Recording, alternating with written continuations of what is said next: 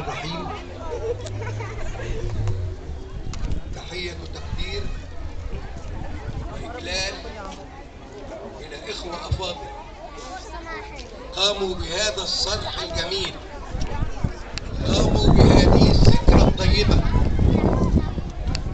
ذكرى لأبناء بررة كانوا سباقين دائما لعمل الخير. إنهم فتية آمنوا بربهم وزدناهم هدى.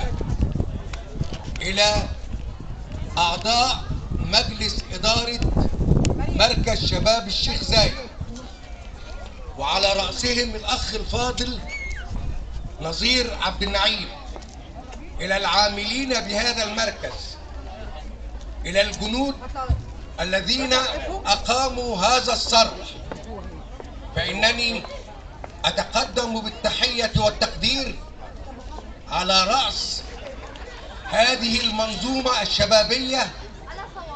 ومعنا اليوم يشرفنا الدكتور عادل مسؤول الشباب في محافظة الإسماعيلية. إنني في هذا اليوم أعجز عن الكلمات، معلش المجموعه بتاعتكم، ولكن يعني هو في وادي واحنا هذا هو القدر. يعني هم في وادي احنا عمالين كانت وما زالت دائما في قلوبنا، تبقى على الدوام. الإسماعيلية بوابة مصر الشرقية، قلبها النابض بالخير والأمل، الموجود ببعض الأحداث الجارية، ولكن رئتها التي تتدفق بأكسجين الحياة للحرية والحياة،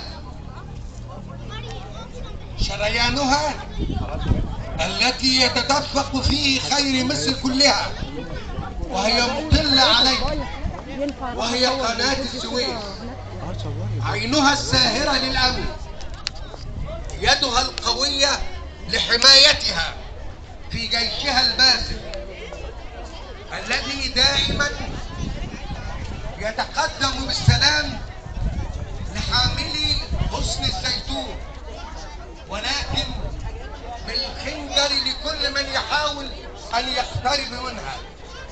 في هذا اليوم الجميل، في هذا اليوم الذي أسعد به دائما، ومعي وتشرفت به أخ فاضل قابلته في العام الماضي، وها أنا ذا أقابله في هذا اليوم، وهو مسؤول أنا مش عارفة هي ليه عن قوة مصر، عن شبابها. فإذا كان هذا اليوم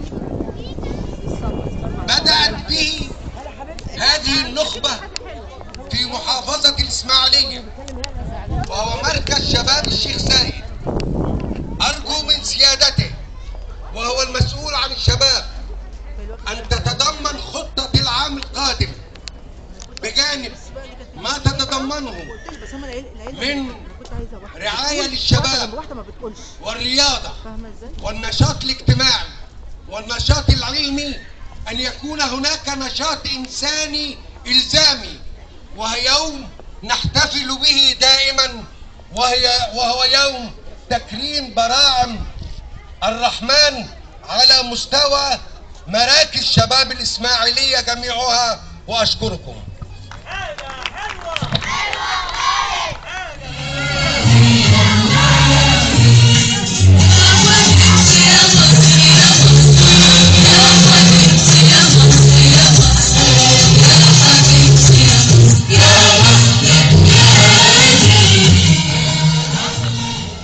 والآن نستمع